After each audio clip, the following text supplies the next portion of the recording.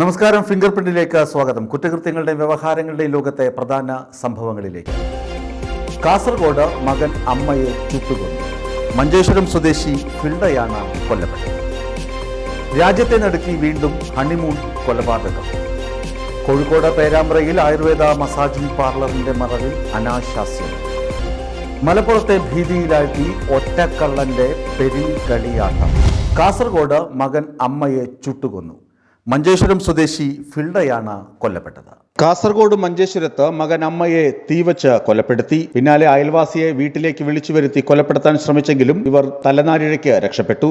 ഓർക്കാടി നലങ്ങി സ്വദേശി ഫിൽഡയാണ് മരിച്ചത്. മകൻ മെൽവിൻ മൊണ്ടറ ഒളിവിലാണ്. ബുധനാഴ്ച രാത്രിയോടെയാണ് നാടിന് നടുക്കിയ കൊലപാതകം അരങ്ങേറിയത്. അമ്മ ഫിൽഡയെ തീകൊളുത്തി കൊലപ്പെടുത്തിയ ശേഷം മെൽവിൻ അയൽവാസിയായ ലോലിറ്റയെ വീട്ടിലേക്ക് വിളിച്ചു വരുത്തി. വീട്ടിലെത്തിയ ലോലിറ്റയെയും മെൽവിൻ തീ കൊളുത്തി. അതിന് പിന്നാലെ ഇയാൾ ഒളിവിൽ പോയി. വ്യാഴാഴ്ച രാവിലെ വീട്ടിലെത്തിയ അയൽക്കാരാണ് ഫിൽഡയെയും ലോലിറ്റയെയും പൊള്ളലേറ്റ നിലയിൽ കണ്ടെത്തിയത്. ഫിൽഡ മരിച്ച നിലയിലായിരുന്നു. ഗുരുതരമായി പരിക്കേറ്റിരുന്ന ലോലിറ്റയെ ഇവർ ഉടൻ തന്നെ ആശുപത്രിയിലേക്ക് കൊണ്ടുപോയി. സംഭവത്തിൽ അന്വേഷണം പുരോഗമിക്കുകയാണ്. കൊലപാതകത്തിന് പിന്നിലെ കാരണം ഇതുവരെ വ്യക്തമായിട്ടില്ല. ഒളിവിൽ പോയ മെൽവിനെ ഉടൻ പിടികൂടുമെന്നാണ് പ്രതീക്ഷ.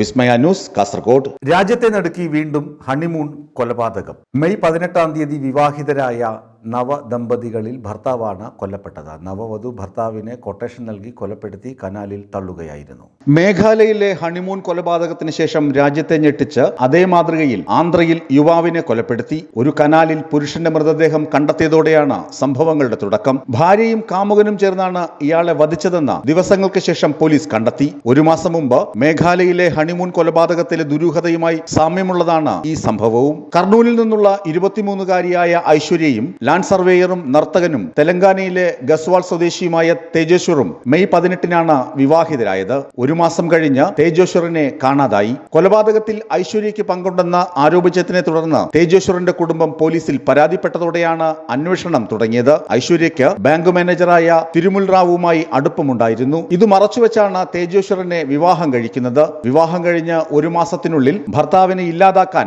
റാവുവുമായി ചേർന്ന കൊലപാതകത്തിനായി 3 പേരെ വാടകയ്ക്കെടുക്കാൻ ഐശ്വര്യ ഗൂഢാലോചന നടത്തിയെന്ന് പോലീസ് കണ്ടെത്തി. തേജേശ്വറിനെ ഇല്ലാതാക്കാൻ വായ്പ ആവശ്യപ്പെട്ട് സമീപിച്ച 3 പേർക്ക് ഇയാൾ 2 ലക്ഷം രൂപ അഡ്വാൻസ് നൽകി. കൊലപാതകം തെളിയിക്കുകയാണെങ്കിൽ രക്ഷപ്പെടാനുള്ള പദ്ധതിയും റാവു തയ്യാറാക്കിയിരുന്നു. ഇയാൾ ബാങ്കിൽ നിന്ന് 20 ലക്ഷം രൂപ വായ്പ എടുക്കുകയും തനിക്കും ഐശ്വര്യയ്ക്കും ലഡാക്കിലേക്ക് പോകാൻ ടിക്കറ്റ് എടുക്കുകയും ചെയ്തു. 8 വർഷം മുമ്പ് വിവാഹം കഴിച്ച ഭാര്യയെ ഇല്ലാതാക്കാൻ റാവു മുൻപ് പദ്ധതിയിട്ടിരുന്നതായി പോലീസ് പറയുന്നു. ദമ്പതികൾക്ക് കുട്ടികൾ ഉണ്ടായിരുന്നില്ല. ഐശ്വര്യയുടെ അമ്മ സുജാതയുമായും ഇയാൾക്ക് ബന്ധമുണ്ടായിരുന്നതായി പറയപ്പെടുന്നു. സുജാത ഇയാളുടെ ബാങ്കിൽ തൂപ്പുകാരിയായി ജോലി ചെയ്തിരുന്നു. സുജാതയ്ക്ക് പകരം ഐശ്വര്യ ഈ ജോലിക്ക് പകരം വന്നപ്പോഴാണ് ഇരുവരും തമ്മിൽ അടുത്തത്. ഈ ബന്ധത്തിൽ നിന്ന് മകളോട് പിന്തിരിയാൻ ആവശ്യപ്പെട്ട സുജാത തേജേശ്വറിനെ വിവാഹം കഴിക്കാൻ നിർബന്ധിപ്പിച്ചു. എന്നാൽ ഐശ്വര്യ ഇതിന് തയ്യാറായില്ല. ഫെബ്രുവരി 13-ന് തേജേശ്വറുമായുള്ള വിവാഹം നിശ്ചയിച്ചിരുന്നെങ്കിലും ഐശ്വര്യയെ കാണാതായതിനെ തുടർന്ന് വിവാഹം റദ്ദാക്കി. അമ്മയ്ക്ക് സ്ത്രീധനം നൽകാൻ കഴിയാത്തതുകൊണ്ടാണ് താൻ ഒളിവിൽ പോയതെന്നും വിവാഹം കഴിക്കാൻ തയ്യാറാണെന്നും പിന്നീട് തേജേശ്വറിനെ ഐശ്വര്യ ബോധ്യപ്പെടുത്തി. മെയ് 18-ന് ഇരുവരും വിവാഹിതരായി. ഫെബ്രുവരിക്കും ജൂണിനുമിടയിൽ ഐശ്വര്യയും റാവുവും 2000 ഫോൺ കോളുകൾ സംസാരിച്ചതായി പോലീസ് പറയുന്നു. വിവാഹ സമയത്തും അവർ നിരന്തരം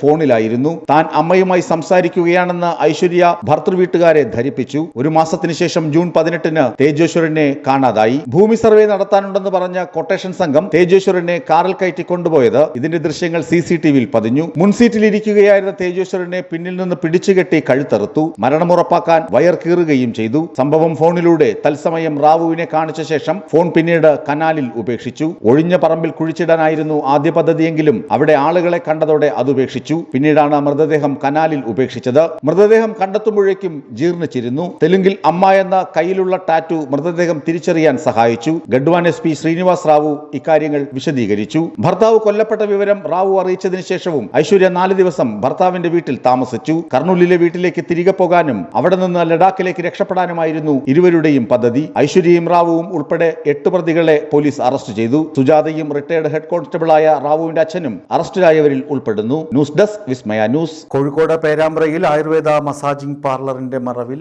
അനാശാസ്യം.